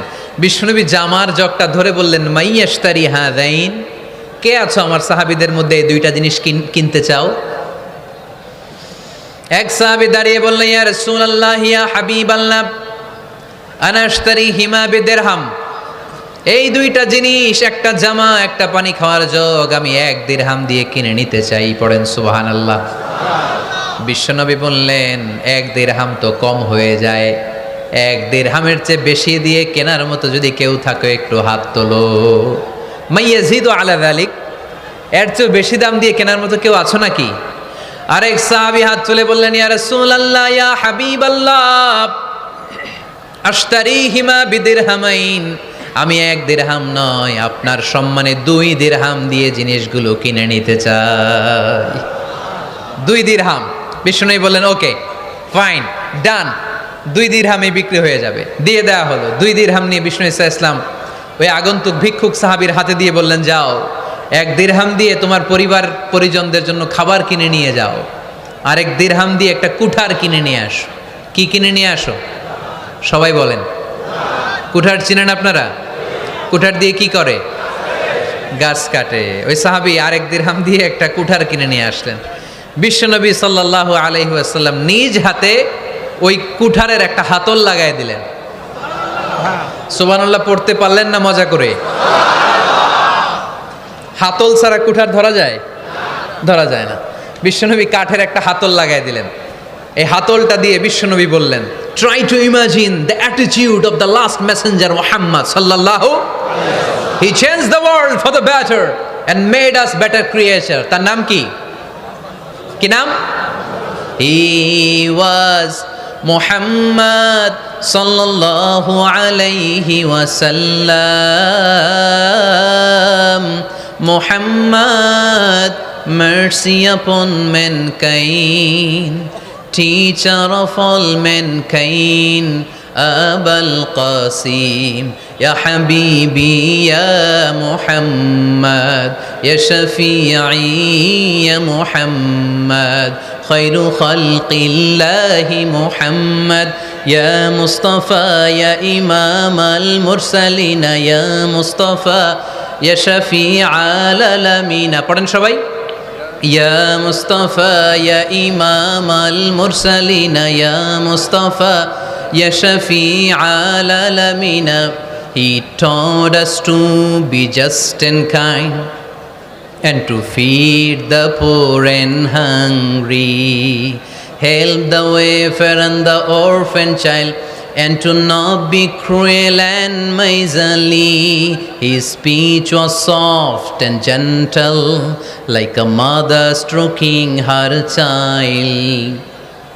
His mercy and compassion were most radiant when his smile was Muhammad sallallahu alayhi wasallam. Muhammad, mercy upon mankind, teacher of all mankind, Abul Qasim, Ya Habibi, Ya Muhammad, Ya Shafi'i, Ya Muhammad, Khairu Khalqillahi Muhammad। পড়েন সবাই, Ya Mustafa, Ya Imam al-Mursalin, Ya Mustafa, Ya Shafi'al alamin, Ya Mustafa, Ya Imam al-Mursalin, Ya Mustafa, Ya Shafi'al alamin, Muhammad। সুবহানাল্লাহ পড়েন। He was Muhammad sallallahu alayhi wasallam। বিশ্বনবী নিজ হাতে ওই সাহাবীর কুঠারের ভেতরে একটা হাতল লাগাইয়া দিলেন। ঘটনা মনে আছে নাকি নাশিদ শুনে ভুলে গেছেন? ঘটনা মনে আছে সবার? তিনি হাতল লাগাই দিলেন আর বললেন, যাও, গায়ে শক্তি আছে, তাগড়া যুবক, এই কুঠার নিয়ে জঙ্গলে যাও, জঙ্গলে যে কাঠ কাটো, লাকড়ি বানাও, বাজারে যে বিক্রি করো। লা ইয়াহতাতিবা আহাদুকুম হাজমাতান ফি যাহরিহি খায়রুম মিন আই ইয়াসআলা আহাদান ফায়ু'তিয়াহু আও ইয়ামনাহু। যাদের গায়ে জোর আছে, শক্তি আছে, পরিশ্রম করে লাকড়ির বোঝা পিঠে নিয়ে বাজারে বিক্রি করা অনেক ভালো কারো কাছে হাত পাতার চেয়ে। কারণ তুমি হাত পাতলে লোকজন তোমারে দিতেও পারে, নাও দিতে পারে, কিন্তু পরিশ্রম কখনো বৃথা যায় না। What is the moral of the story? রাসূল সাল্লাল্লাহু আলাইহি ওয়াসাল্লামের এই প্রফেটিক স্টোরি থেকে আমাদের শিক্ষা কি? বিশ্বনবী বললেন, যাও, কাঠ কেটে নিয়ে আসো। লা উরিদু আন আরাকা 15 আইয়াম, সামনের 15 দিন আমি যেন আমার চোখ দিয়ে তোমার আমার আশেপাশে ঘুরঘুর করতে না দেখি। সাহাবী চলে গেলেন, কাঠ কাটতে আরম্ভ করলেন, বাজারে বিক্রি করতে আরম্ভ করলেন। 15 দিনের ব্যবধানে 10 দিরহাম নিয়ে বিশ্বনবীর দরবারে ওই সাহাবী হাজির হয়ে গেলেন। 10 দিরহাম নিয়ে হাজির হয়ে গেলেন। এসে বললেন, ইয়া রাসূলুল্লাহ, ইয়া হাবিবাল্লাহ, আমি আর দরিদ্র নাই, আমি আর ভিক্ষা করি না, আমি নিজের পায়ে দাঁড়িয়েছি, আমি স্বাবলম্বী হয়েছি, আমি অন্যান্য খেটে খাওয়া মানুষের মতো এখন উপার্জন করে আমার ফ্যামিলির চাহিদা মিটাই। পড়েন সুবহানাল্লাহ। What is the moral of the story? এই প্রফেটিক স্টোরি থেকে আমাদের জন্য শিক্ষা হচ্ছে, বিষ্ণু ইসা ইসলাম চাইলেই ওই 2 দিরহাম দিয়ে বলতে পারতেন, যাও, এটা দিয়ে খাবার কিনে খাও। দুপুরবেলা খাইতো, রাত্রেবেলা আবার জাকাতের লাইন ধরতো। কথা কন।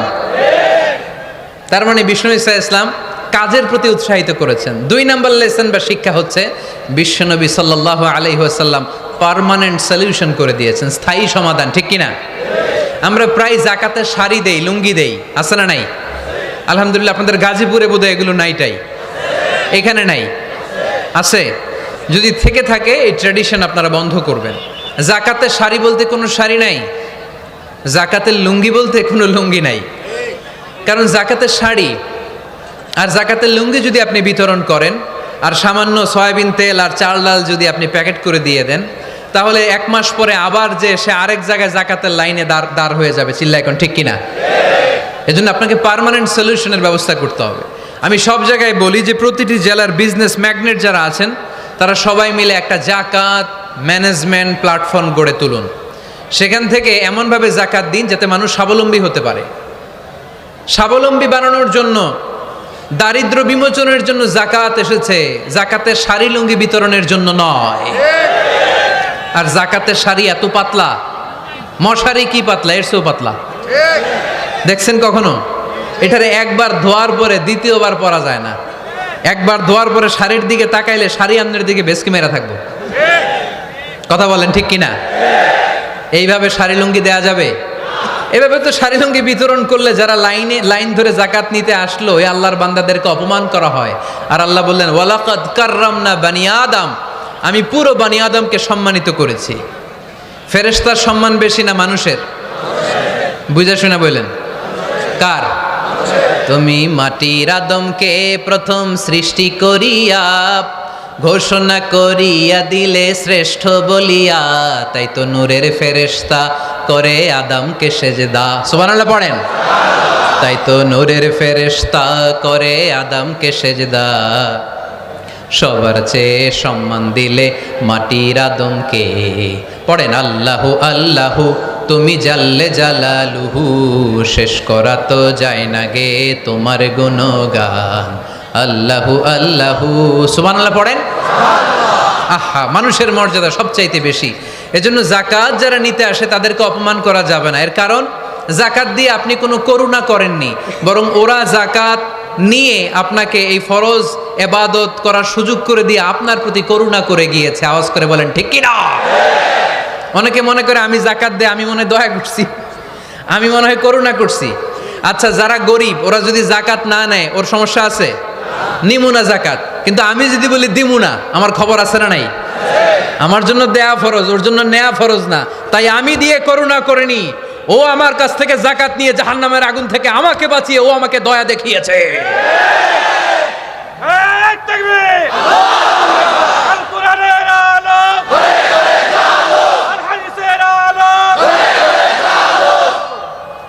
এজন্য জাকাত দারিদ্র বিমোচনের জন্য। কিভাবে জাকাত দিবেন? আপনি জাকাতের টাকা দিয়ে খেয়াল করবেন, একটু ক্রস চেক করে নিতে হবে, ডবল চেক করে নিতে হবে। যেই ফ্যামিলিতে জাকাত দিবেন কর্মক্ষম উপার্জনের মতো করতে পারে এরকম ছেলে আছে কিনা, থাকলে ওর একটা অটো রিক্সা কিনে দেন, সিএনজি কিনে দেন। ওই সিএনজি চালিয়ে ওর ফ্যামিলিটা দিব্যি চলে যাবে, ঠিক কিনা? ওর একটা অস্ট্রেলিয়ান গাভী কিনে দেন, ওই গাভীর দুধ বিক্রি করে ফ্যামিলিটা স্বাবলম্বী হয়ে যাবে, ঠিক কিনা?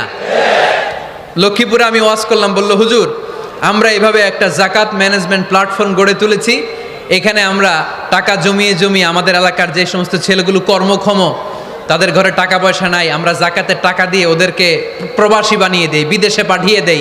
ওর কষ্ট অর্জিত সম্পদ দিয়ে ওর ফ্যামিলি এখন দেদারসে চলছে, কোনো জাকাতের লাইনে যে তারা নিজেদেরকে আর অপমান বোধ করছে না।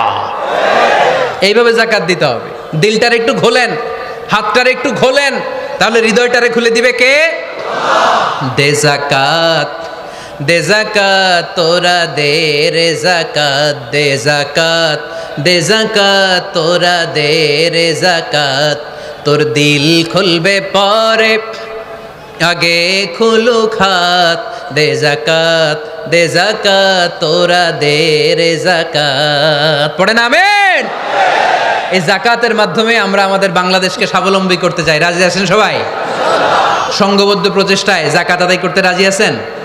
বিশ্বনবী সাল্লাল্লাহু আলাইহি ওয়াসাল্লাম চাইলেই 2 দিরহাম দিয়ে বিদায় করে দিতে পারতেন, কিন্তু বিশ্বনবী সাল্লাল্লাহু আলাইহি ওয়াসাল্লাম তাকে কাজের প্রতি উৎসাহিত করলেন, পার্মানেন্ট সলিউশন দিলেন। এজন্য অলসতার সাথে ইসলামের কোনো সম্পর্ক আছে? আওয়াজ করে বলেন, অলসতার সাথে সম্পর্ক আছে? অলসতাকে যেন আজকে আমরা কি বলে দিছিলাম? ভুলে গেছি? আরো জোরে। অলসতাকে আজকে আমরা নো বলে দিছি। আমরা কর্মক্ষম। আরে অলস তো হয় মুনাফিকেরা, অলস হয় কারা? وَإِذَا قَامُوا إِلَى الصَّلَاةِ قَامُوا كُسَالَى يُرَاءُونَ النَّاسَ وَلَا يَذْكُرُونَ اللَّهَ إِلَّا قَلِيلًا সুবহানাল্লাহ পড়েন। মুনাফিকরা যখন নামাজে দাঁড়ায় অলস হয়ে দাঁড়ায়, সোজা হয়ে দাঁড়ায় না। মসজিদে নববীর কাতারগুলোর মধ্যে মুমিনদের সাথে যখন মুনাফিকেরা দাঁড়াতো, অলসের মতো দাঁড়াতো, দেয়ালের মধ্যে হেলান দিয়ে দাঁড়াতো। এরকম আছে না অনেকে অলস? কিন্তু আমরা যারা মুমিন, আমরা নামাজে দাঁড়ালে কি আমাদের হৃদয়ে অলসতা আসে নাকি হৃদয়টা সজীব হয়ে ওঠে?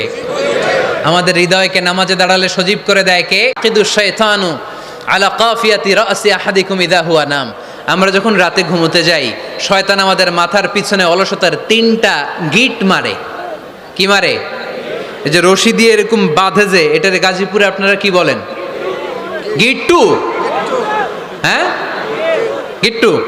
আচ্ছা, তো শয়তান আমরা যখন ঘুমোতে যাই, আমাদের মাথার পেছনে অলসতার 3টা গিট্টু মারে। আমরা যখন ঘুম থেকে উঠে ফাইনিস্তাইকাযা ওয়া যাকারাল্লাহ, ঘুম থেকে ওঠার দোয়া পড়ে আলহামদুলিল্লাহিল্লাযী আহইয়ানা বা'দা মা আমাতানা ওয়া ইলাইহিন নুশুর, আমরা ঘুমালেই 3টা গিট্টু মেরে শয়তান একটা মন্ত্র পড়ে দেয়, আলাইসা লাইলুন তাওয়িলুন ফারকুদ। আরে ঘুমা, অনেক লম্বা রাত। আরে ঘুমা, অনেক লম্বা রাত। আরে আরামসে ঘুম মার, অনেক লম্বা রাত। এই মন্ত্র পড়ে 3টা গিট মারে। আমরা যখন ঘুম থেকে উঠে ঘুমের দোয়া পড়ে ফেলি, একটা গিট্টু খুলে দেয় কে? আল্লাহ। আবার ঘুম থেকে উঠে দোয়া পড়ার পরে ফাইদা তাওয়াদ্দা ইনহাল্লাত উকদা, ওয়াশরুমে ঢুকে ইস্তেনজা করে যখন আমরা ওযু করে ফেলি, অলসতার 2য় গিট্টু খুলে দেয় কে? আল্লাহ। ফাইন সাল্লাত ইনহাল্লাত উকদা, ওযু করার পরে মুসাল্লা বিছিয়ে যখন নামাজের জন্য দাঁড়িয়ে যায়, অলসতার 3 নাম্বার গিট্টুটাও খুলে দেয় কে? আল্লাহ। ফাসবাহা নাশীতান তাইয়িবান নাফস, he become enthusiastic, he become very active, he become very energetic. বিষ্ণু ঈসা ইসলাম বললেন তখন সে এনার্জেটিক হয়ে ওঠে, অ্যাক্টিভ হয়ে ওঠে, সজীব হয়ে ওঠে।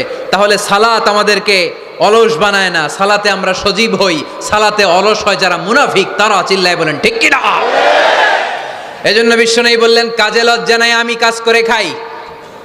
মা বাসাল্লাহু নাবিয়ান ইল্লা রাআল গনাম, বুখারীর বর্ণনায় বিশ্বনবী বললেন পৃথিবীর বুকে এমন কোন নবী নাই যেই নবীকে দিয়ে আল্লাহ ছাগল চড়ায় নাই। সুবহানাল্লাহ পড়েন। মা বাসাল্লাহু নাবিয়ান ইল্লা রাআল গনাম, ছাগল চড়ায় নাই এমন কোন নবী পৃথিবীতে আসে? সাহাবারা বললেন ইয়া রাসূলুল্লাহ, বলেন কি? আপনিও আপনিও আপনিও ছাগল চড়িয়েছেন? বিষ্ণু বললেন নাআম, নাআম, আমিও। ওয়া ইন্নী কুনতু আরআহা আলা কারারিতি আহলি মক্কা, আমি তো অল্প কিছু পারিশ্রমিকের বিনিময়ে মক্কা শহরের লোকদের ছাগলগুলো চড়িয়ে দিতাম। সুবহানাল্লাহ বলতে অনেক কষ্ট হয়েছে। বিশ্বনবী ছাগল চড়িয়ে খেতেন।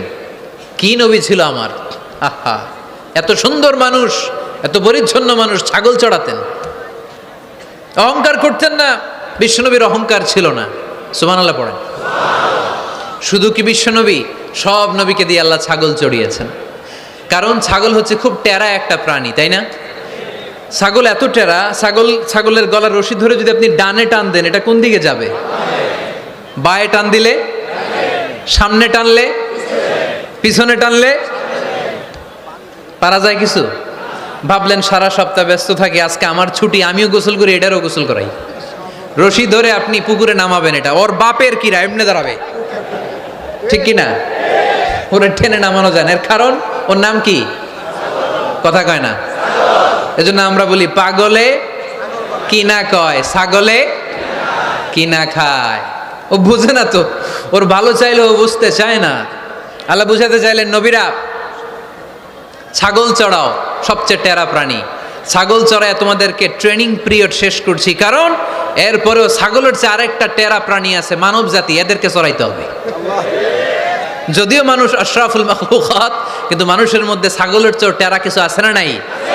উলাইকা কাল আনআম বাল হুম আদাল, এরা ছাগল নয়, এগুলো ছাগলের চেয়েও নিকৃষ্ট। চিল্লায় বলেন ঠিক কিনা? এমন কোন নবী নাই যেই নবী ছাগল চড়ায় নাই। সুবহানাল্লাহ পড়তে হবে। সব নবীরা কাজ করে খেয়েছেন। সাইয়েদনা আদম আলাইহিস সালাম, ইব্রাহিম আলাইহিস সালাম চাষাবাদও করেছেন। সাইয়েদনা মুসা আলাইহিস সালাম চাষ করেছেন। দাউদ আলাইহিস সালাম নিজ হাতে বর্ম বানিয়েছেন, ছুরি বানিয়েছেন। আওয়াজ করে পড়েন সুবহানাল্লাহ। তাহলে কাজে কোনো লজ্জা আছে? লজ্জা কিসে? আর আজকের মাহফিল থেকে অলসতাকে আমরা কি বলে দিয়েছি? কাজের সময়, নামাজের সময় কাজে কোনো লজ্জা নেই। বিশ্বনবী সাল্লাল্লাহু আলাইহি ওয়াসাল্লাম কাজ করে খেতে বলেছেন। প্রিয় ভাইয়েরা, বেশিরভাগই এখানে ফ্যাক্টরি ওয়ার্কার। আপনারা হাত তুলে আমাকে জানান দিয়েছেন শুরুতে। কর্মজীবী মানুষদেরকে বিশ্বনবী এত ভালোবাসতেন, মেহনতি মানুষদেরকে এত পছন্দ করতেন। বিদায় হজের ভাষণেও বাদ যায়নি মেহনতি মানুষদের কথা। তিনি বলেছেন, খবরদার খারাপ আচরণ করবে না। নিজেরা যা খাবে তাদেরও তা খাওয়াবে, নিজেরা যা পড়বে তাদেরকেও তা পড়াবে। আতুল আজিরা আজরাহু ক্বাবলা আইয়াজিফা আরাকু, সুনানি ইবনে মাজার হাদিস। শ্রমিকের ঘাম শুকিয়ে যাওয়ার আগে তার পারিশ্রমিক দিয়ে দাও। আবার বিশ্বনবী বললেন, খবরদার সালাসাতুন আনা খাসমুহুম, কিয়ামতের দিন 3 শ্রেণীর ব্যক্তির বিরুদ্ধে আমি আল্লাহ নিজে মামলা দায়ের করব। এক শ্রেণীর ব্যক্তি হচ্ছে রাজুলুন ইস্তাওফা আজিরান, ইস্তাআজারা আজিরান ফাস্তাওফা মিনহু ওয়া লাম ইয়াতি আজরা। যে ব্যক্তি শ্রমিক ভাড়া করে কাজ করালো কিন্তু তার টাকা দেয় নাই, তার পারিশ্রমিক দেয় নাই, আল্লাহ বলেন কিয়ামতের দিন তোর বিরুদ্ধে আমি দাঁড়াবো। I will be against you in the day of judgement. কেউ তোরে কিয়ামতের দিন সাহায্য করে ছুটাতে পারবে না। এজন্য খবরদার শ্রমিকদের সাথে খারাপ আচরণ করবেন না। আবার শ্রমিক ভাইরাও যারা আছেন, আপনাদের ডিউটি যত ঘন্টা ঠিক তত ঘন্টাই পালন করতে হবে, তা না হলে কিন্তু আপনাদের উপার্জন হালাল হবে না। বিশ্বনবী সাল্লাল্লাহু আলাইহি ওয়াসাল্লামের সাথে বিশ্বনবী সাল্লাল্লাহু আলাইহি ওয়াসাল্লামের কর্মচারীর কি ঘটেছিল এই ঘটনাটা বলেই আজকে আমরা শেষ করব। আওয়াজ করে পড়েন ইনশাআল্লাহ। আমরা অনেকে মাইক পেলে বড় বড় ভাষণ দেই, কাজের মেয়েদের সাথে খারাপ আচরণ করবেন না, শ্রমিকদের অধিকার, নারীদের অধিকার, বড় বড় এরকম বক্তব্য আছে না নাই? বিশ্বনবী শুধু শ্রমিকদের অধিকারের কথা বক্তব্যের মধ্যে সীমাবদ্ধ রাখেন নাই, ওনার ব্যক্তিগত জীবনেও এগুলো পাবেন। বিশ্বনবী সাল্লাল্লাহু আলাইহি সাল্লামের অ্যাপয়েন্ট করা শ্রমিক, ওনার দাস, ওনার কর্মচারী সাহাবীর নাম ছিল আনাস রাদিয়াল্লাহু তাআলা আনহু। কি নাম ছিল? উনি বিশ্বনবীর ব্যাপারে কি কমেন্টস করছে আমরা শুনে আজকের আলোচনার ইতি টানবো। আওয়াজ করে পড়তে হবে ইনশাআল্লাহ। সাধারণত কর্মচারীরা মালিকের বিরুদ্ধে ভালো কথা বলে ইল্লা মাশাআল্লাহ। অনেক মালিক আছে অনেক ভালো, তাদের ব্যাপারে আবার ভালো বলে। সাধারণত কারো ব্যাপারে যদি আপনি তথ্য নিতে চান, আপনি তার ওয়াইফের কাছ থেকে তথ্য নেন, তার কর্মচারীর কাছ থেকে নেন, তার বাড়ির দারোয়ান থেকে নেন, তার ঘরের কাজের মহিলার কাছ থেকে নেন, তার ড্রাইভারের কাছ থেকে নেন, তাহলেই তার ব্যাপারে আসল সব তথ্য বের হয়ে আসবে। দেখুন বিশ্বনবীর কর্মচারী বিশ্বনবীর ব্যাপারে কি বলে।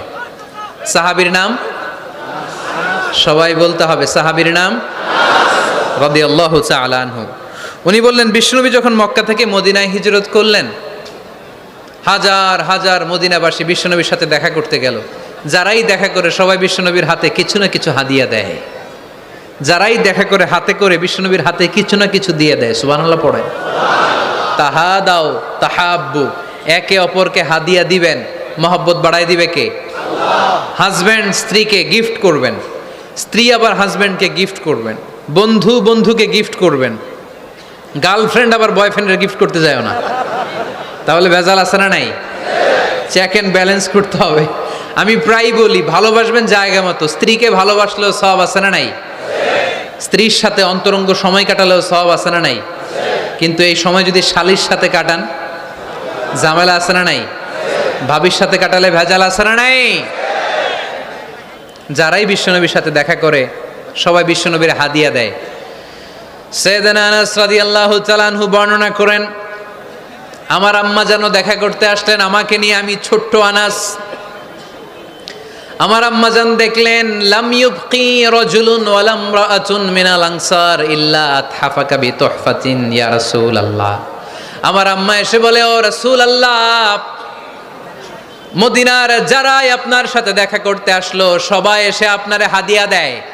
ওয়া ইন্নী লা আকদিরু আলা মা উতহিফুকা বিহি, ও নবী আমার তেমন কোনো সাধ্য নাই যে আমি আপনারে হাদিয়া দেব, আমার কাছে কোনো টাকা পয়সা নাই। ছোট্ট ছেলে আনাসরে নিয়ে এসে বলল, ইয়া রাসূলুল্লাহ, মদিনার সব লোকের আপনার সাথে দেখা করে আর হাদিয়া দেয়, আমি গরিব মানুষ, আমি আপনারে কি হাদিয়া দেব গো নবী? আমার তো হাদিয়া দেওয়ার মতো কিচ্ছু নাই, ইল্লা ইবনি হাদা, আমার নাড়ছেরা ধন, আমার কলিজার টুকরা সন্তান এই আনাস ছাড়া আমি আমার কলিজার টুকরা সন্তান আনাসরেই আপনারে হাদিয়া দিয়ে দিলাম। খুদ হাদা ইয়া রাসূলুল্লাহ, আমার সন্তান আনাসকে আপনি নেন, ইয়াখদুমুক মা বাদালাক, সে যদ্দূর পারে আপনারে খেদমত করবে। সাইয়েদনা আনাস বলেন, সেদিন থেকে আমি বিশ্বনবীর খাদেম, কি আর খেদমত করব, নবীর মেসওয়াক এনে দেই, জামা এনে দেই। 10 বছর খেদমত করার পরে বিশ্বনবীর খাদেমের মুখে শুনুন বিশ্বনবী কেমন আচরণ করতেন সাইয়েদনা আনাস রাদিয়াল্লাহু তাআলা আনহুর সাথে। সাইয়েদনা আনাস বলেন, খাদিমতু রাসূলুল্লাহি 10 সিনিন, 10টি বছর আমি আমার বিশ্বনবীর পেয়ারা নবীর খেদমত করলাম। ফামা দারাবানি, একদিনের জন্য বিশ্বনবী আমার গায়ে হাত তোলে নাই, পড়েন সুবহানাল্লাহ। ওমা সাব্বানি, একদিনের জন্য আমার গালি দেয় নাই, বকা দেয় নাই। ওমা আবাসা ফি ওয়াজহি, একদিনের জন্য বিশ্বনবী বিরক্তির চেহারা নিয়ে আমার দিকে তাকায় নাই, ভ্রু কুচকে এরকম আমার দিকে তাকায় নাই। আমরা রেগে গেলে, বিরক্ত হলে কি করি? আমাদের ভ্রুগুলো কুচকে যায়। আনাস রাদিয়াল্লাহু তাআলা আনহু বললেন, একদিনের জন্য আমারে পিট্টি দেয়া তো দূরের কথা, আমাকে পিটানি দেয়া তো দূরের কথা, আমাকে মারে নাই, আমাকে গালি দেয় নাই, কোনোদিন আমার দিকে বিরক্তির সাথে তাকায় নাই। ওয়ালা ক্বালা লি লিমা সানাআতা ওয়ালা লিমা লা সানাআতা, কোনোদিন এও বলে নাই আনাস এটা কেন করলা, ওইটা কেন করো নাই। চিৎকার করে পড়েন সুবহানাল্লাহ। এজন্য বিশ্ব নবীর মতো আমাদেরকে আমাদের শ্রমিকদের সাথে, অধীনস্থ কর্মচারীদের সাথে আচরণ করতে হবে। রাজি আছি তো সবাই? এন্তেকালের আগে বিশ্বনবী সাল্লাল্লাহু আলাইহি সাল্লাম 2টা কথা বললেন। কয়টা? 1 নম্বরে বিষ্ণু ঈসা ইসলাম বললেন আসসালাত, আসসালাত, নামাজ, নামাজ, উম্মতেরা নামাজ, নামাজ ছেড়ে দিও না। 2 নম্বরে বিষ্ণুই বললেন ওয়ামা মালাকাত আইমানুকুম, খবরদার অধীনস্থ কর্মচারীদের সাথে খারাপ আচরণ করো না। আমরা খুব দুঃখের সাথে লক্ষ্য করেছি, পত্রপত্রিকায় এসেছে, মানবাধিকার কর্মী, নারী আন্দোলনের কর্মী মাইক পেলে বড় বড় ভাষণ দেয়, আপনারা কর্মীদের সাথে ভালো আচরণ করবেন, কাজের মেয়েদের সাথে ভালো আচরণ করবেন, কিন্তু ওদের বাড়িতে এই কাজের মেয়েরা নির্যাতিত হয়, চিল্লায় বলেন ঠিক কিনা? আহা, পত্রিকার রিপোর্ট দেখে অবাক লাগে। খুন্তি দিয়ে চুলায় লোহা গরম করে পিঠে শেক মেরেছে, এরকম আছে না নাই? বিশ্বনবী সাল্লাল্লাহু আলাইহি সাল্লাম বলেছেন, খবরদার কিয়ামতের দিন তাদের বিরুদ্ধে আল্লাহ মামলা দায়ের করবে। আমরা যেন কখনো আমাদের অধীনস্থ কর্মচারীদের সাথে খারাপ আচরণ না করি। আল্লাহ তুমি তৌফিক দাও, আমরা পড়ি আমিন। এজন্য শ্রমিক মালিকের সম্পর্ক হচ্ছে চেক অ্যান্ড ব্যালেন্সের সম্পর্ক। যারা শ্রমিক তাদের দায়িত্ব হচ্ছে মালিকের যে হক সেটা আদায় করা, যত ঘন্টা তার সাথে চুক্তি হয়েছে তার পুরোটা আদায় করা। আর মালিকের উচিত অধীনস্থ কর্মচারীদের সাথে ভালো আচরণ করা। আমরা যেন এই চেক অ্যান্ড ব্যালেন্স করতে পারি, আল্লাহ তুমি তৌফিক দাও।